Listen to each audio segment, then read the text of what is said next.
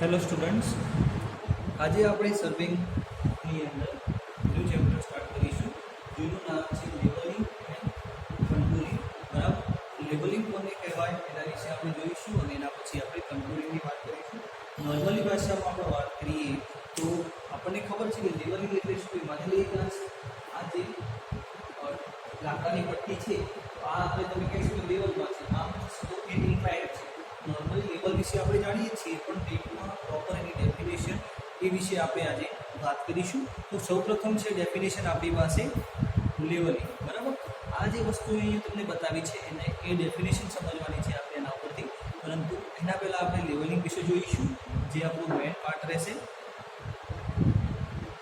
તો એની અંદર છે કે પૃથ્વીની સપાટી પર આવેલા જુદા જુદા બિંદુઓની સાપેક્ષ ઊંચાઈ નક્કી કરવાની જે ક્રિયા છે એને આપણે લેવલિંગ અથવા તો કલેક્શન તરીકે ઓળખતા હોઈએ છીએ.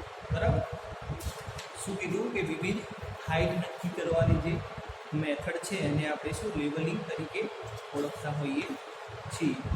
તો લેવલિંગ એ ઉર્ધ્વાંતર સમતલમાં માપવાની ક્રિયા છે.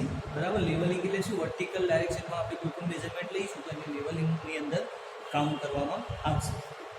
બંધ રસ્તા, નહેરો, પાઇપલાઇન, ગટર જેવા ઇજનેરી કાર્યોની ડિઝાઇન કરવા માટે જમીન ઉપર આવેલા જુદા જુદા બિંદુઓ વચ્ચેની સાપેક્ષ ઊંચાઈ નક્કી કરવાની જરૂર આપણે લેવલિંગની અંદર પડતી હોય છે. હવે લેવલિંગની ડેફિનેશન જોઈ. હવે લેવલિંગનો ઉપયોગ કઈ જગ્યાએ થતો હોય છે અથવા તો થાય છે, તો રસ્તા બંધ અથવા તો નહેર, રેલવે, પાઇપલાઇન, ગટર લાઇન જેવા વિવિધ કામોમાં આપણે આનો ઉપયોગ કરતા હોઈએ છીએ. લેવલિંગનો એલાઇનમેન્ટમાં પણ આપણે ઉપયોગ કરતા હોઈએ છીએ. પછી કીધું છે કે ઇજનેરી બાંધકામના લેઆઉટ, આક્ષેપ તેમજ લોન્જિટ્યુડનલ સેક્શન બનાવવા માટે પણ આનો ઉપયોગ થતો હોય છે. નેક્સ્ટ વન, ઇજનેરી બાંધકામમાં માટીકામની ગણતરી કરવા માટે પણ આપણે લેવલિંગનો ઉપયોગ થતો હોય છે. સમોચ્ચ રેખા બનાવવા માટે અથવા તો કન્ટૂર મેપ બનાવવા માટે પણ આપણે એનો ઉપયોગ કરતા હોઈએ છીએ, એમ પણ કહી શકાય. પૃથ્વીની સપાટી ઉપર આવેલા મહત્વના જરૂરી બિંદુઓ અથવા તો સાપેક્ષ બિંદુઓની જે ઊંચાઈ હોય એ આપણે જાણવા માટે પણ આનો ઉપયોગ કરવામાં આવતો હોય છે. પછી કીધું છે કે કેચમેન્ટ એરિયા એટલે કે સ્ત્રાવ ક્ષેત્રના લક્ષણો જાણી સ્ત્રાવ ક્ષેત્રને નિશ્ચિત કરવા માટે પણ આપણે લેવલિંગનો ઉપયોગ કરતા હોઈએ છીએ. જળાશયનું સ્થાન નિર્ધારિત કરવા તેમજ જળાશયની સંગ્રહ શક્તિ અને ડૂબમાં જતો વિસ્તાર નક્કી કરવા માટે પણ લેવલિંગનો ઉપયોગ કરવામાં આવે છે. બીજી રીતે આપણે સમજીએ તો માની લઈએ કે આપણો ગ્રાઉન્ડ છે, બરાબર, તો અને એની સામે આપણે આ રીતનો આપણને સ્લોપ આપેલો છે. બરાબર, તો આપણે આ જે સ્લોપ પણ લઈ રહ્યા છે એને શું કરવાનું છે, આ રીતે કન્વર્ટ કરવાનું છે. નોર્મલી જોવા જઈએ તો આને શું કહેવાય છે, ઇન્ક્લાઇન્ડ સ્લોપ અથવા નોર્મલી સ્લોપ કહેવાય અથવા તો ઇન્ક્લાઇન્ડ લાઇન આપણે કહીશું. એટલે આ ભાગ શું કરવાનો છે, કટ કરવાનો થશે. કટ કર્યા પછી આપણને આ રીતનું પ્લેન મળશે. એ માટે જે પ્રોસેસ લીધી છે એને કહેવાશે લેવલિંગ. આ થઈ એની ડેફિનેશન સિમ્પલ લેવલિંગની અંદર. હવે આપણે અમુક ડેફિનેશન આપી છે જે આપણે આ ફિગરનો ઉપયોગ કરીને સમજીશું. ક્લિયર? કેમ કે ડેફિનેશન જે છે એ સમજવા માટે ફિગરનો ઉપયોગ થશે. એ પહેલાં આપણે જોઈ લઈએ તો ફિગરની અંદર આપણને શું શું આપેલું છે. તો એક લાઈન આપી છે બી,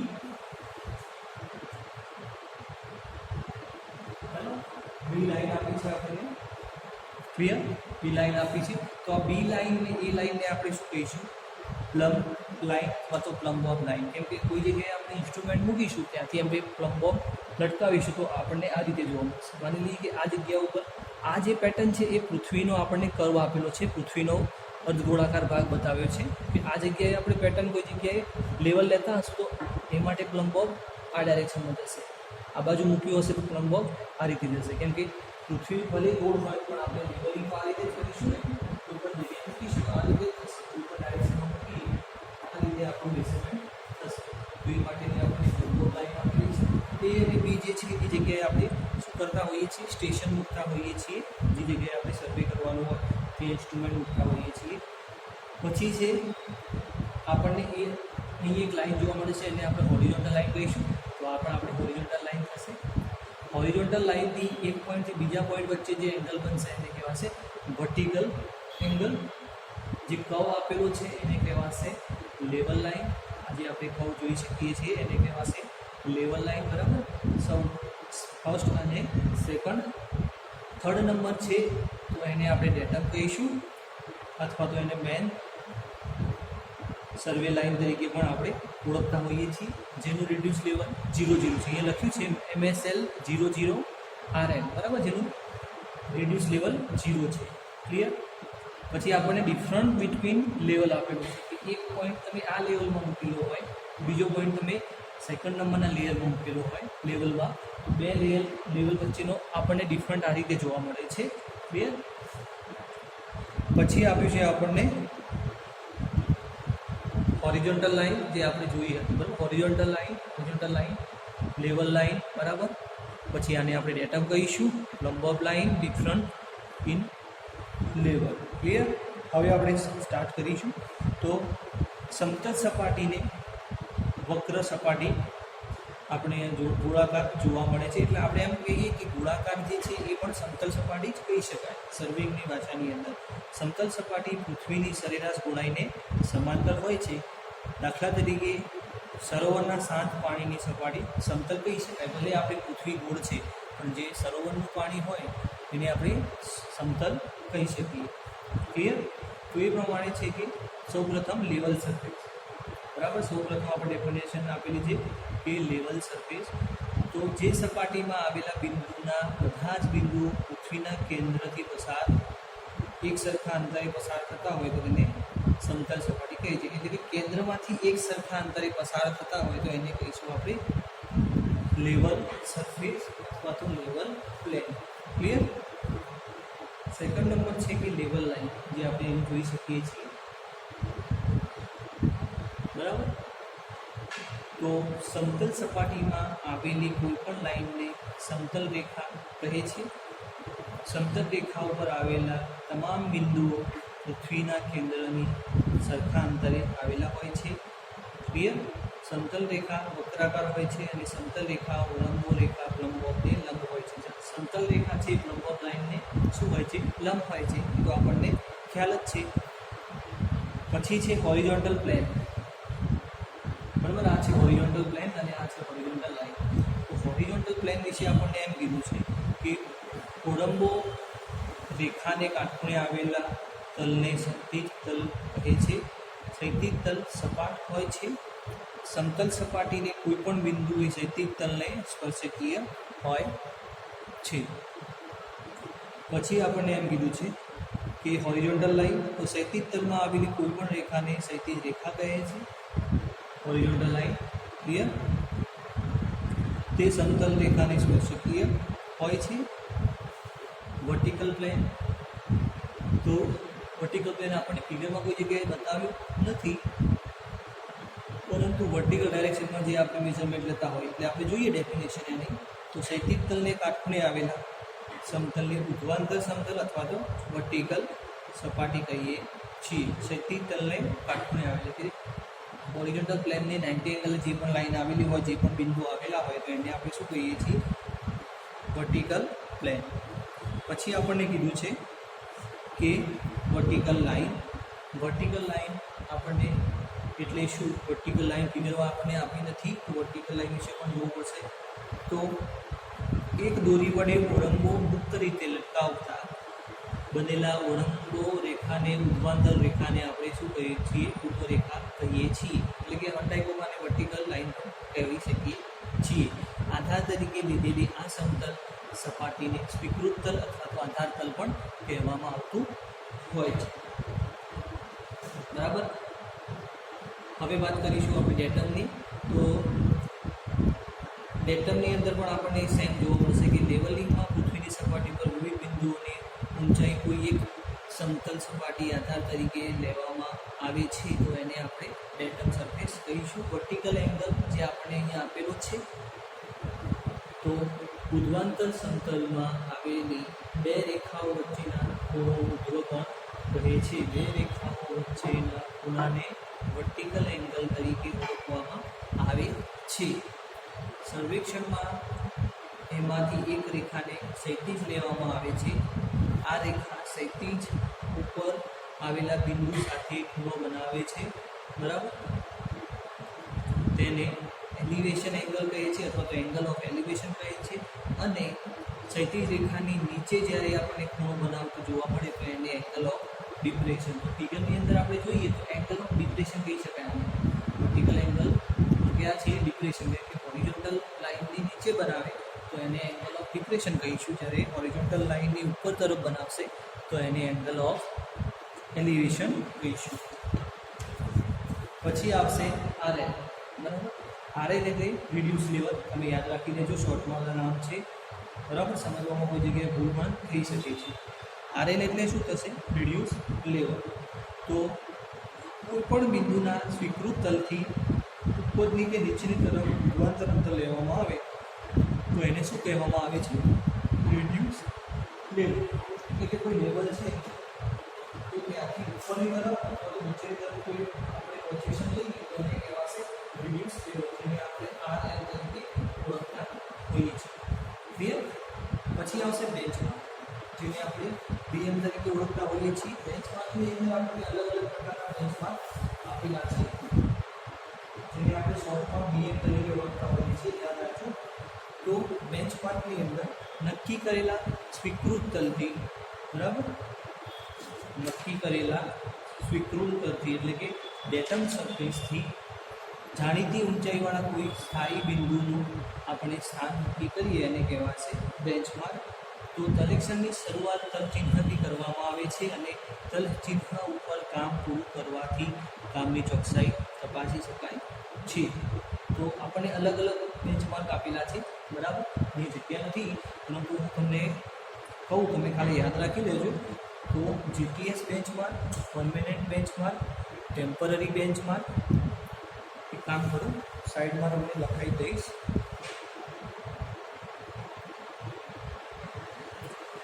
તો એ જગ્યા ન હોવાથી સાઈડમાં તમને સ્મોલ અક્ષરમાં લખેલું છે. કે તમને દેખાતું હશે.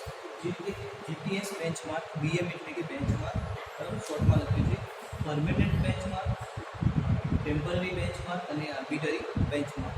તો આપણે આ બેન્ચમાર્ક એક્ઝામ્પલની અંદર અને કોઈપણ જગ્યાએ એઝ અ સિવિલ એન્જિનિયર તમને બહુ જ ઉપયોગી બનશે. પહેલાં જોઈએ ટેમ્પરરી બેન્ચમાર્ક. સૌપ્રથમ છે જીટીએસ બેન્ચમાર્ક. તો જીટીએસનું ફૂલ ફોર્મ શું છે? કે ગ્રેડ ટ્રેગ્નોમેટ્રિકલ સર્વે. બરાબર, ગ્રેડ ટ્રેગ્નોમેટ્રિકલ સર્વે એનું ફૂલ ફોર્મ થશે. બરાબર, પછી જે બીએમની વાત કરી, બીએમના પણ ફૂલ ફોર્મ આપણને આપેલા હોય છે. જે રીતે કે એક્ઝામની અંદર તમને પૂછ્યું હોય કે બીએમનું ફૂલ ફોર્મ જણાવો. ક્લિયર? તો બીએમ થશે બેન્ચમાર્ક અને જીટીએસ થશે ગ્રેડ ટ્રેગ્નોમેટ્રિક અથવા તો ટ્રેગ્નોમેટ્રિકલ સર્વે. ક્લિયર? તો એની અંદર આપણને કીધું છે કે સર્વે ઓફ ઇન્ડિયા એટલે કે SOI, સર્વે ઓફ ઇન્ડિયા, જેને SOI થી લખવામાં આવતું હોય છે. સર્વે ઓફ ઇન્ડિયા દ્વારા ચેન્નઈના દરિયા કિનારાની સપાટીથી MSL ને આધાર તલ તરીકે લેવામાં આવે છે. એટલે કે MSL એટલે કે મેન સી લેવલ. બરાબર, મેન સી લેવલ. MSL પણ યાદ રાખી લેજો. ફૂલ ફોર્મ આપણે પાછળ પણ આવે છે મળવાનું કે કઈ વસ્તુને શું કહેવાય. તો કયા દરિયા કિનારાથી લેવામાં આવે છે? ચેન્નઈના દરિયા કિનારાથી. બરાબર, પછી આપણે આગળ વાત કરીએ તો ચેન્નઈના દરિયા કિનારાની સરેરાશ સપાટીને આધાર તલ તરીકે લેવામાં આવે છે અને અલગ અલગ જગ્યાએથી જીટીએસ બેન્ચમાર્ક સ્થાપિત કરવામાં આવતો હોય છે. બરાબર, કેમ કે જે રીતે વાત કરીએ કે ભારતનો જે નકશો છે અથવા તો બેન્ચમાર્ક ભારત સરકાર શ્રી દ્વારા પ્રસિદ્ધ કરાયેલ નકશામાં આપણે આરએલ તરીકે એને દર્શાવતા હોઈએ છીએ. ક્લિયર? પછી છે પરમેનન્ટ બેન્ચમાર્ક એટલે કે સ્થાયી તલચિહ્ન. તો સ્થાયી તલચિહ્નની અંદર વાત કરીએ તો જીટીએસ બેન્ચમાર્ક દૂરના અંતરે આવેલા હોય છે. તેની સંખ્યા પણ મર્યાદિત હોય છે, જેથી જે તે પ્રોજેક્ટની સાઇટ નજીક તે ડેટમ સરફેસ તરીકે ઉપલબ્ધ હોતી નથી. કેમ કે જીટીએસ બેન્ચમાર્ક છે એ અલગ અલગ જગ્યાએ આપણને જોવા મળશે, બરાબર. બહુ દૂર દૂર દૂર ડિસ્ટન્સે આપણને બેન્ચમાર્ક આપેલા હોય છે. એટલે આપણે શું કરીએ છીએ કે નજીકમાં કોઈ બેન્ચમાર્ક મળતો હોતો નથી, જેથી જાહેર બાંધકામના ખાતા એટલે કે પીડબ્લ્યુડી દ્વારા જીટીએસ બેન્ચમાર્ક ઉપરથી જુદી જુદી જગ્યાએ આપણે નજીકમાં બેન્ચમાર્ક માર્ક કરીએ છીએ, જેને આપણે શું કહીએ છીએ, સ્થાયી તલછીન. માની લઈએ કે એક પોઈન્ટ અહીંયા છે, બીજો પોઈન્ટ અહીંયા છે, તો આ બે પોઈન્ટ વચ્ચે બહુ ડિસ્ટન્સ છે ને આપણે સર્વે અહીંયા કરવો છે, તો અહીંથી નજીકના સ્થળે આપણે અહીંયા કોઈ ટેમ્પરરી બેન્ચમાર્ક લઈ લઈશું, બરાબર. આપણે નજીકમાં બેન્ચમાર્ક લઈ લઈશું તો એને કહેવાશે સ્થાયી તલચિહ્ન એટલે કે પરમેનન્ટ બેન્ચમાર્ક. પછી કીધું છે કે આવા તલચિહ્ન સામાન્ય રીતે કાયમી સ્વરૂપ બાંધકામમાં ઉપયોગમાં લેવાતા હોય છે, એટલે કે વન ટાઈપ ઓફ એનો જગ્યાએ પાર્ટ્સ થઈ જાય છે, જેવા કે પુલની પેરાપેટ, બરાબર. પરમેનન્ટ બેન્ચમાર્ક કઈ જગ્યાએ આપણે યુઝ કરીએ છીએ કે પુલની પેરાપેટ, દરવાજાના પિયર, પછી માઇલસ્ટોન, સિમેન્ટ કોન્ક્રીટના પિયર બનાવવા માટે આપણે શું કરીએ છીએ, પરમેનન્ટ બેન્ચમાર્કનો ઉપયોગ કરતા હોઈએ છીએ. હવે આવશે ટેમ્પરરી બેન્ચમાર્ક. ટેમ્પરરી બેન્ચમાર્ક એ તમને ખબર પડી ગઈ છે. ટેમ્પરરી એટલે કે હંગામી ધોરણે આપણે કામ કરવાનું હોય તો એ વખતે આપણે જે બેન્ચમાર્કનો ઉપયોગ કરીશું તો એને આપણે કહીશું ટેમ્પરરી બેન્ચમાર્ક. તો તલેક્ષણ કાર્યના સિદ્ધાંત મુજબ તલેક્ષણ કાર્યની શરૂઆત અને અંત બીએમ પર થવી જોઈએ, પરંતુ દિવસના અંતે જો કોઈ કામ અધૂરું રહી જાય તો નજીકના સ્થળે આપણે ત્યાં એક ખડક ઉપર તલચિહ્ન બનાવી દઈએ છીએ, તો એને આપણે કહીશું ટેમ્પરરી બેન્ચમાર્ક. માની લઈએ કે આપણે કોઈ સર્વે સ્ટાર્ટ કરીએ છીએ, અહીંથી સ્ટાર્ટ કરી અહીંયા સુધી પહોંચવાનું છે, દિવસના અંતે આપણે અહીં સુધી પહોંચવું, તો આપણે શું કહીશું કે નજીકમાં કોઈ ઇલેક્ટ્રિક પોલ હોય અથવા તો બાઉન્ડ્રી હોય, બિલ્ડિંગ હોય, તો ત્યાંથી આપણું ડિસ્ટન્સ મેજર કરી અને આપણો આ પોઈન્ટ કેટલા મીટરે છે એ નક્કી કરીને આપણે અહીંયા કામ પૂરું મૂકી દઈશું. બીજા દિવસે જ્યારે આપણે કામ કરવા આવીશું તો આપણને ખબર પડશે કે આપણે કઈ જગ્યા ઉપર કામ પૂરું મૂક્યું હતું અને ત્યાંથી આપણે સુધી કામ સ્ટાર્ટ આગળ કરવાનું છે, બરાબર. તો એ માટે આપણે ટેમ્પરરી બેન્ચમાર્ક મૂકતા હોઈએ છીએ, જે રીતે કે કૂવાની પાળ, ખડકની ટોચ, સિંચાઈની કુંડી, એ બધી આપણે ઓબ્જેક્ટ તરીકે લઈ શકીએ છીએ. પછી ઇલેક્ટ્રિક પોલ કે જે વસ્તુ ખસવાની નથી. માની લઈએ કે આપણે અહીં કોઈ જગ્યાએ આપણે ટ્રેક અથવા તો એરો સીલી કોઈ પણ જાતનો આપણે ઓબ્જેક્ટ અહીં મૂકી દઈએ, કોઈ પણ કારણસર પવનના કારણે કોઈ પણ કારણસર એ હટી જશે તો આપણું જે મેઝરમેન્ટ લીધેલું છે એ હટાવવાનું થશે. તો એ કારણસર આપણે પરમેનન્ટ એટલે કે કોઈ વસ્તુ જે હટવાની નથી એને આપણે શું કહીશું, ટેમ્પરરી બેન્ચમાર્ક તરીકે લઈશું. પછી કીધું છે કે આર્બિટરી બેન્ચમાર્ક, જેને કહેવાય છે સ્વેચ્છક તલચિહ્ન. તો જ્યારે કલેક્શન કરવાનો પ્રદેશ નાનો હોય અને જીટીએસ બેન્ચમાર્ક કે સ્થાયી તલચિહ્ન દૂર હોય ત્યારે નજીકના કોઈ સ્થાન અથવા તો સ્થાયી બાંધકામ ઉપર આવેલા બિંદુની ઊંચાઈ ધારી લેવામાં આવે છે, બરાબર. એટલે કે આમાં લાસ્ટ જે છે આર્બિટરી બેન્ચમાર્કમાં શું છે કે નજીકમાં કોઈ હાઈટ ટાવર હોય અથવા તો ચર્ચની ટોચ હોય, એ બધા પોઈન્ટને આપણે આર્બિટરી બેન્ચમાર્ક તરીકે લઈ અને પછી આપણે આપણું કામ કરતા હોઈએ છીએ. તો આથી આપણી આર્બિટરી બેન્ચમાર્કની વાત. એક વાત ફરીથી આપણે જોઈ લઈશું. આજના લેક્ચરમાં આપણે અહીં સુધી રાખીશું કે આજના દિવસમાં આપણે શું શું ભણ્યા. તો નંબર 1 આપણે જોયું કે કલેક્શન એટલે કે લેવલિંગની ડેફિનેશન શું થાય. પછી આપણે વાત કરી કે અલગ અલગ જગ્યાએ આપણે કઈ રીતે લેવલનો ઉપયોગ કરતા હોઈએ છીએ, એના માટે પોઈન્ટ જોયા આપણે. પછી આપણે વાત કરી કે બેઝિક ડેફિનેશન, જેની અંદર આપણે આ ફિગરનો ઉપયોગ કર્યો. ફિગરમાં શું બતાવેલું છે, આપણે હોરિઝોન્ટલ લાઈન બતાવેલી છે, વર્ટિકલ લાઈન બતાવેલું છે, સાથે સાથે આપણે લેવલ લાઈન, નંબર લાઈન, લેટમ છે પણ 0 0 આલેખ પર છે અને તે લેવલ વચ્ચેનું ડિફરન્ટ પણ બતાવેલું છે. સૌપ્રથમ આપણે ડેફિનેશન જોઈ હતી લેવલ સરફેસની, એના પછી આપણે જોઈ લેવલ લાઈનની, પછી નેક્સ્ટ વન હોરિઝોન્ટલ પ્લેનની વાત કરી હતી, એના પછી આપણે વાત કરી હતી હોરિઝોન્ટલ લાઈનની વાત કરી હતી, વર્ટિકલ પ્લેનની વાત કરી હતી, વર્ટિકલ લાઈનની વાત કરી હતી, ડેટમ સરફેસની વાત કરી હતી, પછી વર્ટિકલ એંગલની વાત કરી હતી, આરએલની વાત કરી હતી, આરએલને શું કહેવાશે, રેડિયસ લેવલ, બીએમની વાત કરી હતી, બીએમને કહીશું આપણે બેન્ચમાર્ક, તલચિહ્ન ગુજરાતીમાં એને તલચિહ્ન કહીશું. બેન્ચમાર્કના 4 પ્રકાર છે, GTS benchmark, permanent benchmark, temporary benchmark અને આર્બિટરી બેન્ચમાર્ક. જીટીએલનું ફૂલ ફોર્મ થશે ગ્રેડ ટ્રાઇગ્નોમેટ્રિકલ સર્વે, બરાબર. જીટીએસ બેન્ચમાર્કનું શું હતું છે તેને દરિયા કિનારે લેવામાં આવે છે, બરાબર. એ ટાઈપનો બેન્ચમાર્ક હતો.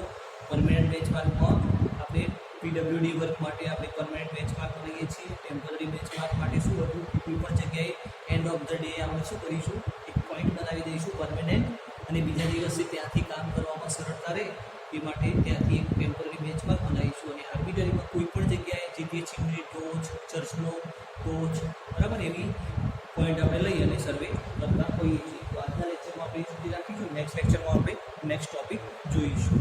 Thank you.